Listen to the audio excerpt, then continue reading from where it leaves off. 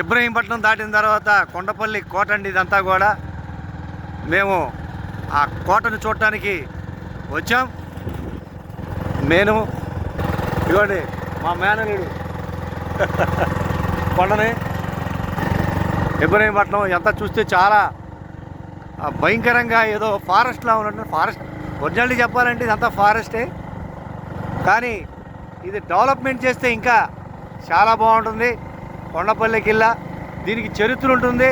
తర్వాత దీనికి గవర్నమెంట్ కూడా దీనికి పర్యాటకంగా చేస్తే గవర్నమెంట్కి కూడా ఇన్కమ్ అనేది కూడా చాలా ఎక్కువగా ఉంటుంది. ఎందుకంటే ప్రజలందరూ కూడా దీనికి ఒక రూప్ కానీ వేస్తే చాలా బాగుంటుంది. ఎందుకంటే చూడండి మేమంతా కూడా ఇవ్వండి బండి మీద వెళ్తున్నాం.